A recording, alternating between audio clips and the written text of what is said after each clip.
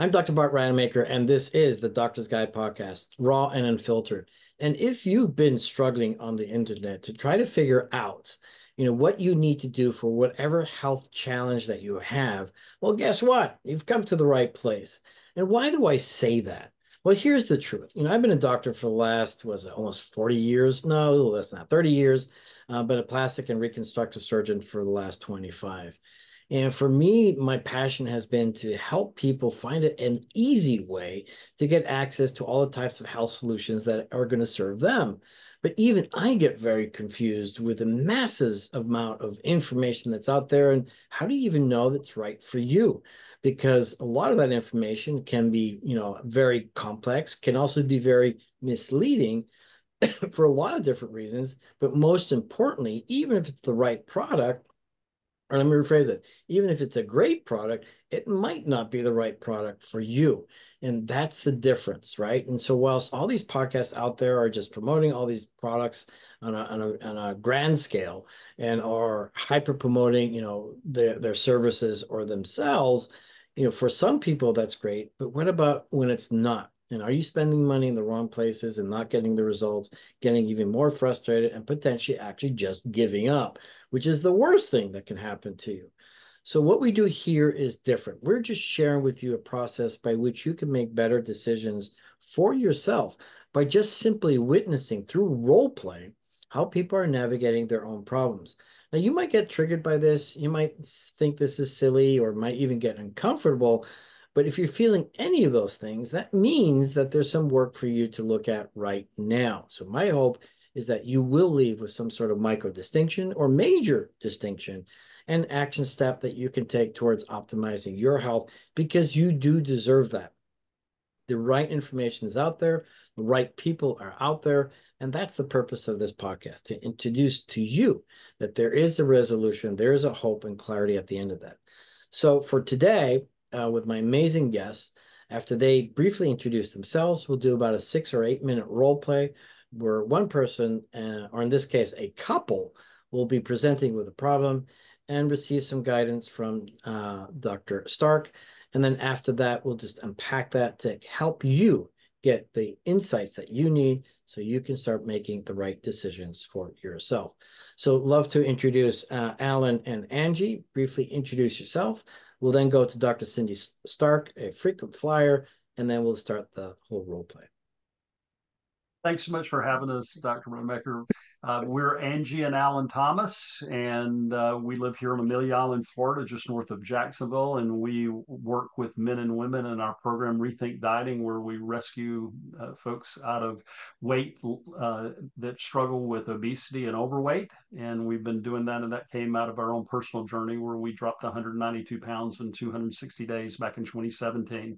Was never intended to be our life's work, but it turned into something that we're very passionate about and love to see men and women who really discover that they can live a life that they dreamed of. And it was always possible. And what's amazing about you, what you guys are doing in such a beautiful and wonderful way, and it's all heart-centered and it's very passionate because you understand the process by which you were successful. And so if anybody is the right mentor or coach to lose the weight without drugs, without surgery, without any of those things, is you guys. And so that's very powerful, and I commend you for what you're doing, because in my world, if we can do things without medicine and without drugs, it's my favorite way to do that. Because the truth is that we all have the blueprint of a perfectly functioning body, but when we're not giving the right signals to our body, guess what? Bad things happen, including getting too heavy. Dr. Starke. Yeah, hey, my name is Dr. Cindy Starke. I'm an internal medicine physician in Georgia. And after I have gone through 30 years of practicing hospital-based medicine, I also, like Alan and Angie, kind of developed a method where I realized that what was happening to my patients that kept being frequent flyers, I felt like they were caught in a revolving door in the hospital. I would get them better, tune them up, put them outside, and they'd come right back in a month later. And so I've kind of spent the last 4 years of my life developing a system on how to teach people to use your subconscious mind to make sure that you know with 100% certainty where the subconscious mind is really fueling your conscious mind, how to get your life to be in a better way so that you can stay out of the hospital. Because I don't like to give people surgery, chemo, drugs of any kind. And so it's my passion just to help people be as healthy as they can for the rest of their life. And I love also what you do, Dr. Stark, because you do have the credentials for being an outstanding physician in the conventional medical world, but also recognizing how much outside of that field, outside of that space is relevant for everybody's life. And you've also navigated some interesting journeys in your time so that that qualifies you as a great teacher, coach, mentor, whatever that is. So wanted to thank you for being a frequent flyer because you bring so much heart and so much wisdom to this platform. So now we're going to go into the role play. We're going to try to keep it tight to about 6 or 8 minutes. Why do we keep it so short? Well, basically, just to let you know that this is a problem. Just want you to experience that problem, witness the problem, recognize yourself in the problem or somebody else in that problem, but also realize that, obviously 6 minutes or 8 minutes is not a lot of time to resolve something, but you will be surprised how much we can resolve. It's more importantly that you get to know that you're not alone in this process and that there is a way out. So Alan and Angie, go ahead. Wonderful. How would you handle as a family aging parents, for instance, mid-80s, wonderful health, wonderful, but they cannot hear due to previous employment, being in the military back in the 50s, no protection back in those days, and also with their employment when they were working. With driving, it's a concern for the family because they really, even with hearing aids, struggle. They're either squeaky, they just can't get them correct, and they've tried various types.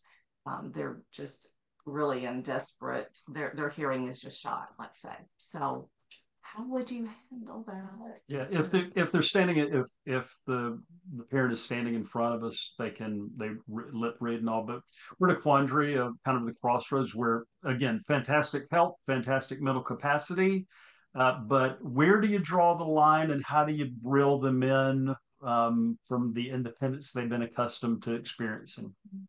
And I know kind of but it's a couple's problem that is real in our household. And I'm sure in the West Valley household going through that at some point. Yeah, I was at work yesterday and I had something similar where someone in their 50s was having to take their driver's license away from her dad in his 80s, and it was breaking her heart and it was making him really mad. So thank you for sharing that about your parents. And I think that's a really common problem in America because, with all the bad things maybe about a lot of medicines and surgeries in this country, because of where we are, I think people are living longer and longer. And so our ears are one of the absolutely most damaged and abused organs in our body.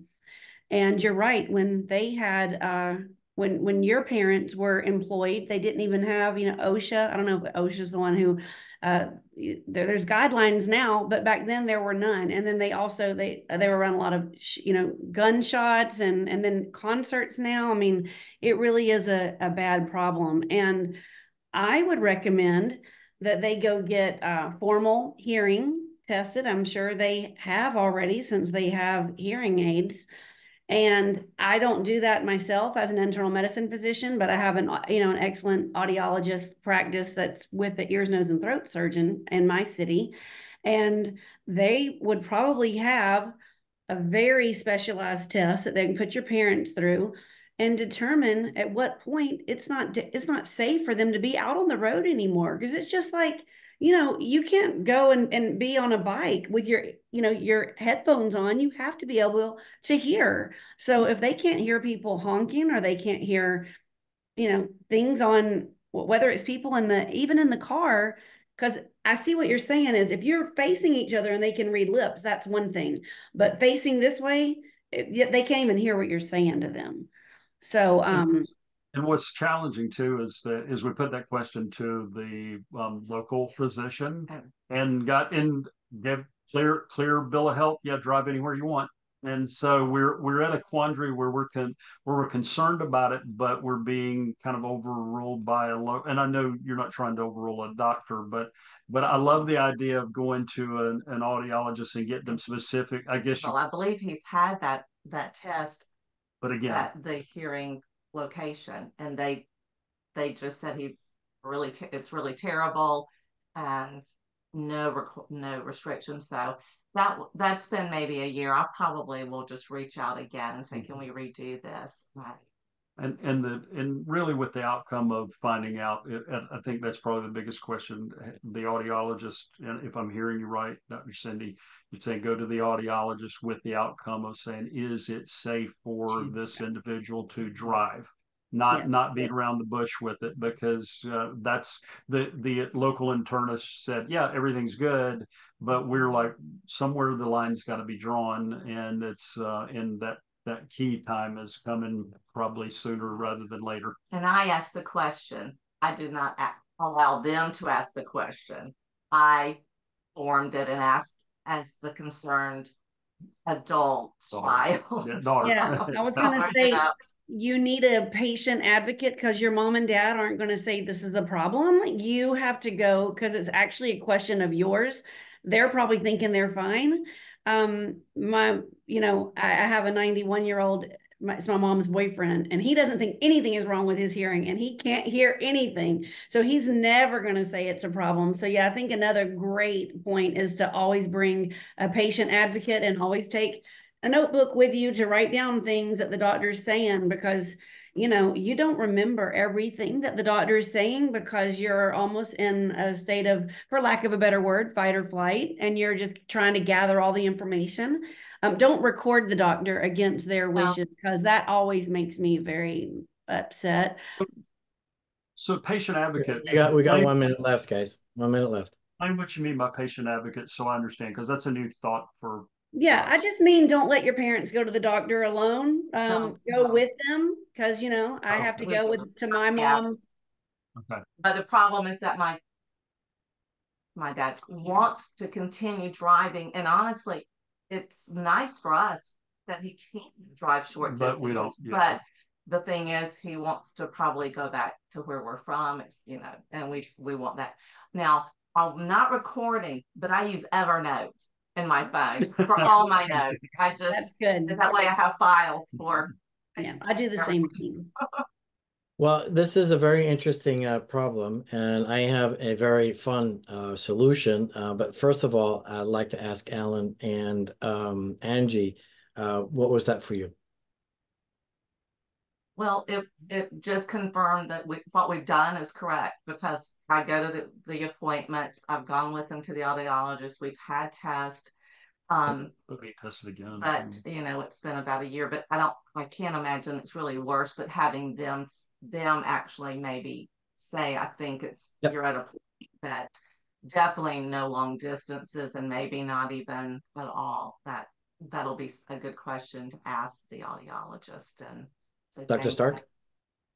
Well, I'm just thinking, when I practice medicine, every time I'm at work, there are guidelines for, like, how frequently do you check an echo? How frequently do they need a cardiac cath? All these things for the heart. So I wonder if there are guidelines for the ears. So I'm just going to look it up, because I've never even thought about this question. So, but I bet there's not. So, no, I agree. So here's an interesting thought that I want to share with you guys, and to help you solve your problem. So I'm taking over Dr. Stark's job right now. But it's also sharing the relevant truth, and also giving different context. And I forget the exact video that I watched, but it was on Facebook. They always have these amazing reels. And I'm going to ask Tanya, who's my audience out there, to remind me to look for it. And so, but it's a video where you see this crossroads, and this person driving like crazy on their phone, right? And it's all in slow motion, and then another car, and then you almost see them, crash. They're going to crash, and then they have a conversation with both these people in a way as to what life is now going to be like, or something to that effect. So it's a very real situation that happens every single freaking day. And so while so many people are on their cell phones or they're driving too fast, all these kinds of things, you actually see a very horrible thing happen. So then if you just present them this video, says, what do you think about this? Would this person be you? Right? Would you be that person on the cell phone causing an accident or plowing into a bunch of cyclists, which we hear unfortunately all the time with elderly who are driving? And so when you give them some reference, right? And this podcast really is all about giving people the right references to make better decisions for themselves. But the reference is then, okay, well, how is not hearing any different?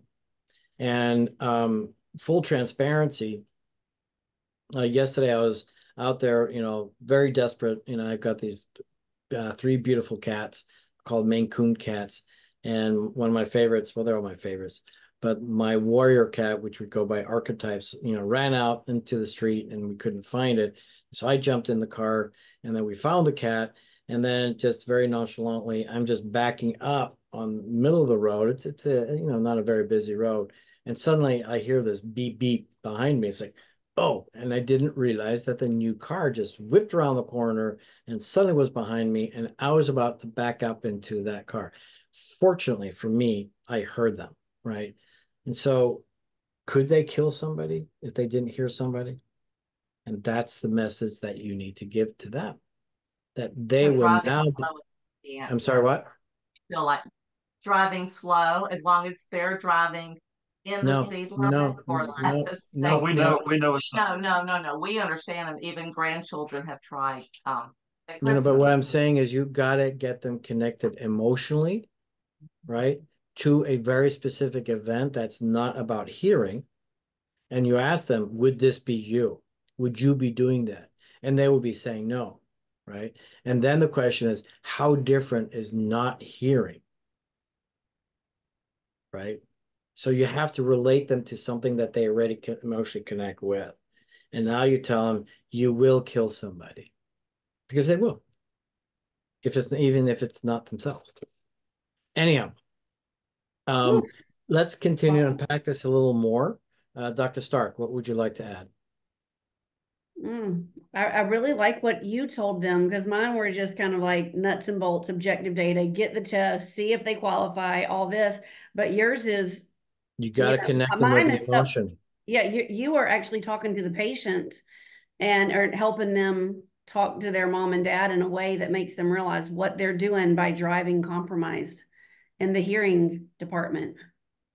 And I have very elderly parents, and they're both in, they have elderly boyfriend and girlfriend, and we have one of them, they're not allowed to go to the airport anymore by themselves. We have to literally get an Uber driver, and I'm almost to the point where someone has to accompany them out of the plane, because they fly a lot, and their mind is not 100% right now, where they're leaving things behind, their cell phone, and you can't get back onto the plane and get the cell phone.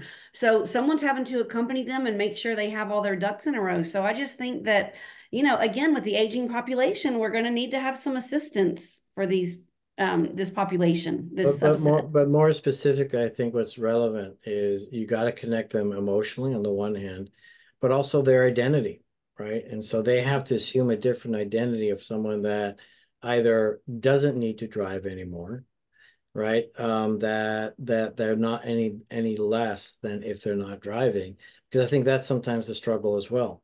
So it's the emotions and the identity that you now need to address and guide them to have a different identity, and then the identity, and or an identity not to have, that you're a killer, because that's what's at stake. And unless you get them connected emotionally with the possibility and the identity, you're not going to change anything.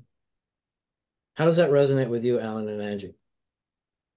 No, it does. I think probably the biggest takeaway for me is that, at the end of the day, it's helping them come to a decision on their own, because Mm-hmm. unfortunately the politicians will never vote against the elderly doing anything because the elderly vote so much. So and it's you know, at the end of the day, if asking them, really what you were saying, what was kind of coming to me is asking them when is enough enough? At what point would you take your own keys away?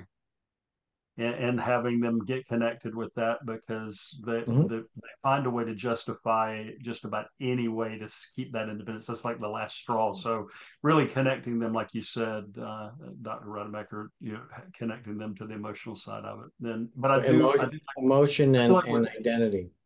yeah, and I do like what Dr. Cindy said, just having going with a real directed conversation with the audiologist with not can you hear well enough to safely drive, and get an audiologist to say that, because there's no way that audiologists should say they can hear well enough to safely drive. So and so the combination, I like both really.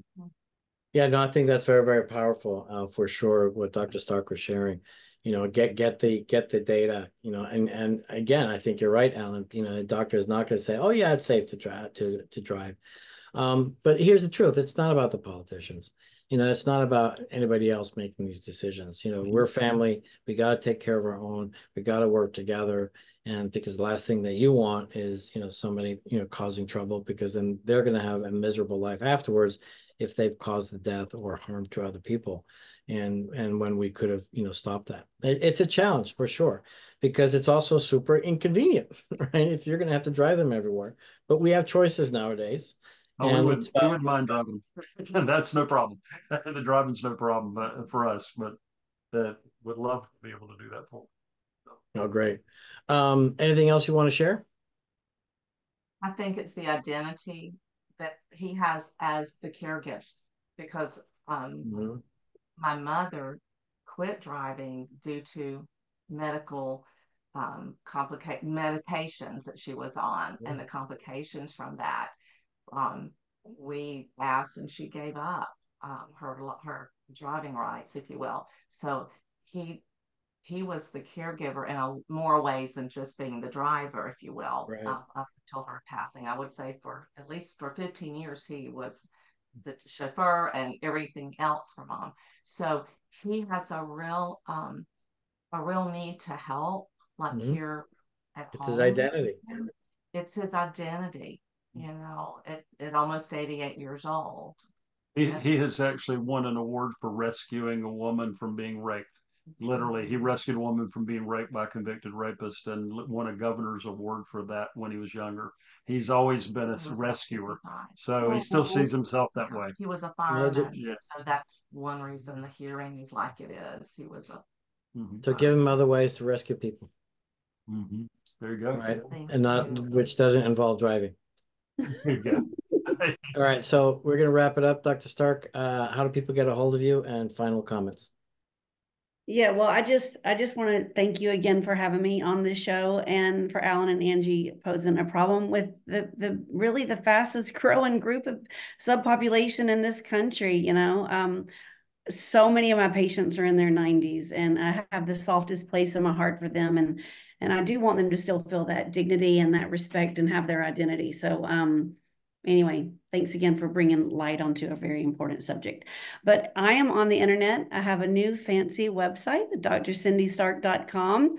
Just got it all finalized, and that's where people can find me, and there's a contact tab in there. Awesome. Thank you so much. Alan and Angie, how do people get a hold of you, and final words? No, thank you so much for having us. This has been a blast. We get asked on a lot of podcasts, and this was so out of the box that we loved it. I loved all the interaction, and we help us solve some of our problems too. So that's good. But people can get in touch with us. We've actually created a training just for your audience. They can go to transformmyfuture.com /doctors, DOCTORS, guide, GUIDE, and they can watch the 5-step strategy that Angie and I use to lose 192 pounds in 260 days, and in how they can do it even if they travel, work from home, whatever their situation, it's possible, and to actually give them some hope. So thank you again for having us. This has been fun. Thank you, Dr. Cindy, and thank you, Dr. Rademaker. No, thank you so much. And your work is so important. I'm not going to try to do the math right now, but at least 60% of the people in the United States are overweight. That's a huge number, contributing to all sorts of medical issues and economic issues and all sorts of other things that, most people just really don't want. In fact, all people don't want, just don't know any better, don't have any better guidance. And so my request to you guys is find as many people as you can that have lost the weight that in the way that perhaps you have done, and get them to be doing the same thing that you're doing, to guiding others to doing that same thing. This is something that we've learned from Sean Callaghan on the Unblinded group. What he does, he causes leaders to become leaders to become leaders. And if you can cause more people to become leaders and even enjoy the process by generating revenue as well at the same time, that's totally awesome. And for all of those, I've been bugging Dr. Stark to get her website. Here it is. You can see it. It's an amazing website, and it's the proper website with the proper name, drcindystark.com. And definitely go to her because you definitely want her help. So I want to thank all of you today. Once again, I am Dr. Bart Rademaker. This is the Doctor's Guide podcast, raw and unfiltered. And really the idea for all the listeners out there is that there is a way out. There is a better way.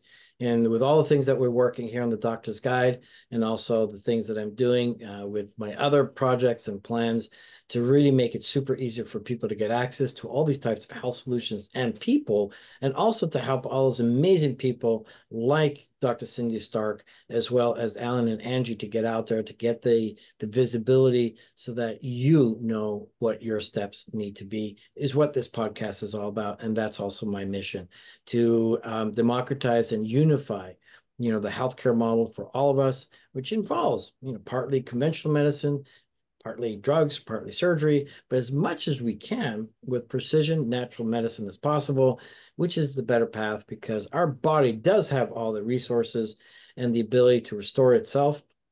We just have to get dialed in the right way. And so keep tuned in to this podcast, learn more, share it with other people, and with any questions, just shoot them back to us. Thank you so much, and we will be back.